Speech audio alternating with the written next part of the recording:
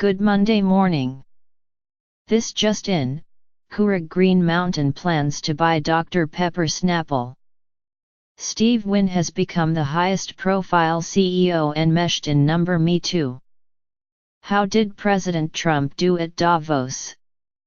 And what is the government thinking about on 5G networks, in the wake of a WSJ investigation into allegations of sexual assault and misconduct? The casino magnate's empire has already taken a hit. He has also resigned as the Republican National Committee's finance chairman. But more pain is probably in store for Mr. Wynn, whom the veteran reporter John Ralston calls the biggest name in the history of Nevada business.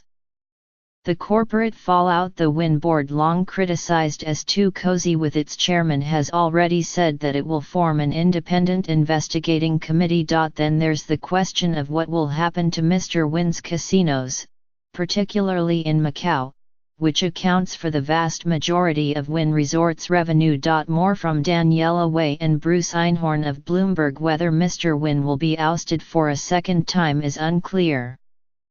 He owns 21% of Wynn Resorts, but has no extra voting power. The political fallout: lawmakers are starting to distance themselves, with House Speaker Paul Ryan donating $1,000 he had received from a Wynn affiliate to charity. "We were in the dark for 24 hours, one unnamed RNC member fumed to Robert Costa of the WAPO.mr. Wynn wasn't among the top 100 political donors in the 2016 election cycle. But President Trump chose him as the R.N.C's finance chair, and he hosted a fundraiser for the president at Mar-a-Lago on January 20. More misconduct news: Senator Marco Rubio, Republican of Florida, fired his chief of staff this weekend over inappropriate relations with lower-level employees. Investment funds are piling into the settlement advance industry, in which firms pay plaintiffs in anticipation of a big court victory. On Deal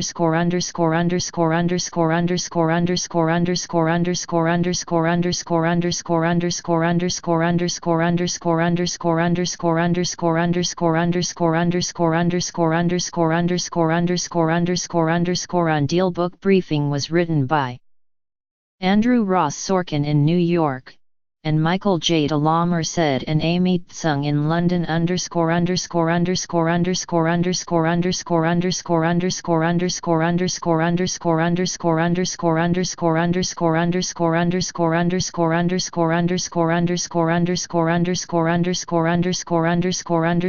Take per Daniel Yergin of IHS Markit and Ishmael Sunga of the Southern Africa Confederation of Agricultural Unions. Mr. Trump's speech, largely written by Gary Cohn and the White House Staff Secretary, Rob Porter, was both a defense of the White House's nationalist policies and a case for international cooperation, on U.S. terms.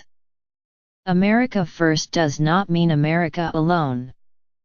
The bigger picture: while Mr. Trump sought to play down any isolationist tendencies, and the Director General of the World Trade Organization said, "I haven't seen anything at this point that we are in a trade war," China was still in his sights. A headline from the South China Morning Post: China should be ready for a trade war after Donald Trump's Davos speech.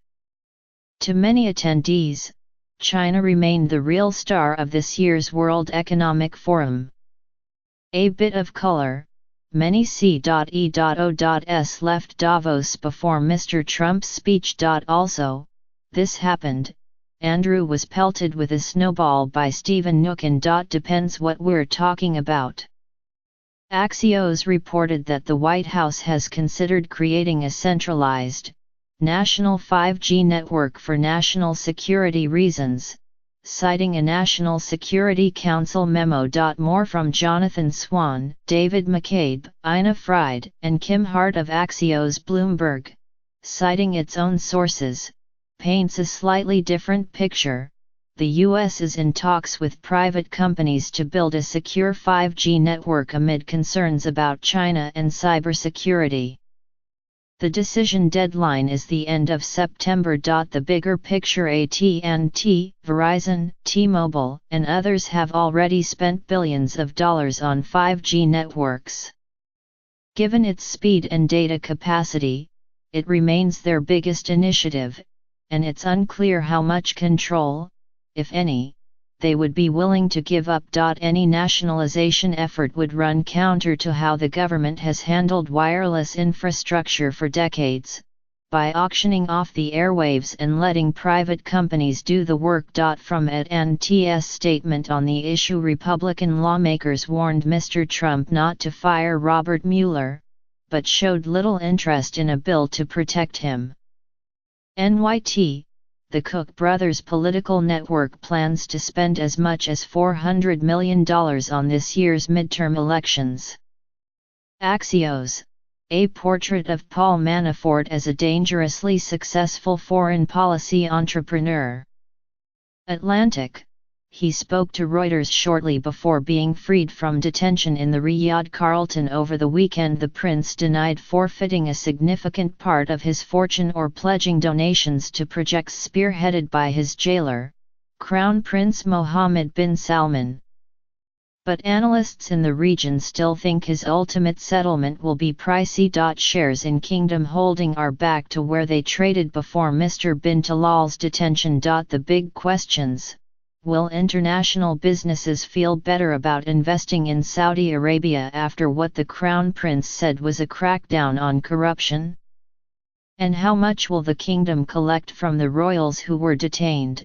In other Saudi news, the government still hasn't decided where to list Aramco, and it may not begin trading on an international stock exchange this year. Meanwhile, the U.S. oil industry is still riding high. That's in the wake of the NYT magazine's inquiry into Devumi, a company that sold millions of fake followers, some using stolen identities, to the likes of Michael Dell and the Twitter director Martha Lane Fox. Impersonation and deception are illegal under New York law, the state attorney general said. The big question: do Twitter and other social media companies really want a crackdown? Here's the take of Dan Leal, a pornographer who bought followers in other tech news. Intel's initial disclosures about flaws in its chips included briefings for Chinese tech companies but not the U.S. government, the WSJ reported, citing unnamed sources. Sanofi agreed to buy Abelinks, a Belgian biotech company, for $4.7 billion. Reuters, 3 activist investors: Shaw Capital, Barrington Capital Group and New Orion Partners, who together own a 3.5% stake in Avon, plan to push the cosmetics maker into selling itself.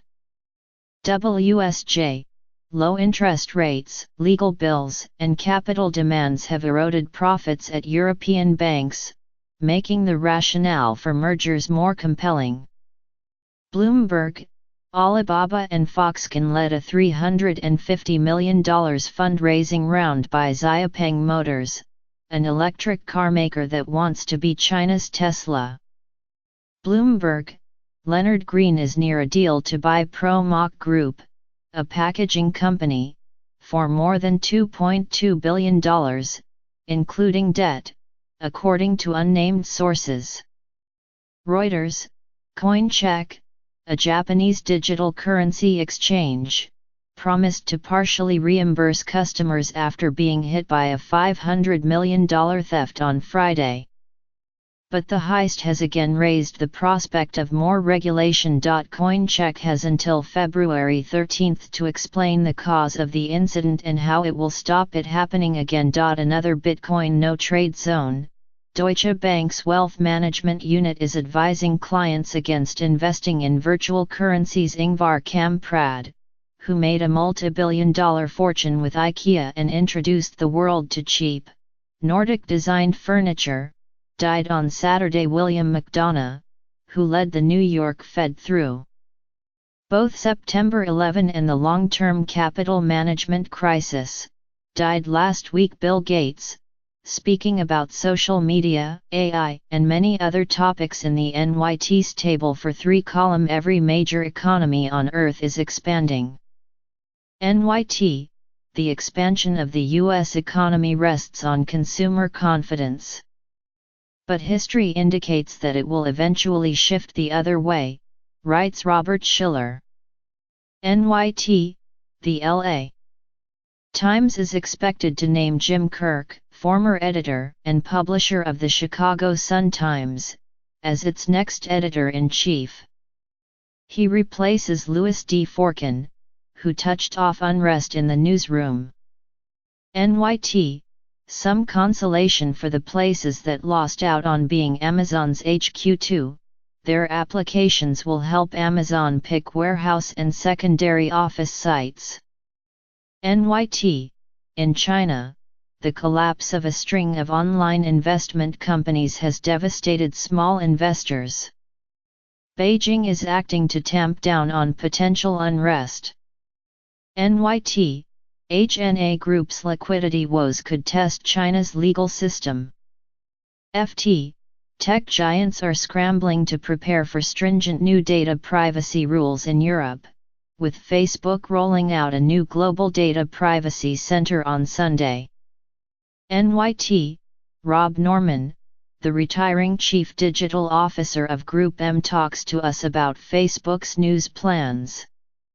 NYT, Volkswagen, Daimler, and BMW are struggling to deal with a public relations disaster that stemmed from their financing a test that used monkeys to monitor the health effects of diesel exhaust. NYT, want this in your own email inbox? Here's the sign up. You can find live updates throughout the day at newyorktimes.com/dealbook. We'd love your feedback. Please email thoughts and suggestions to bizday@newyorktimes.com.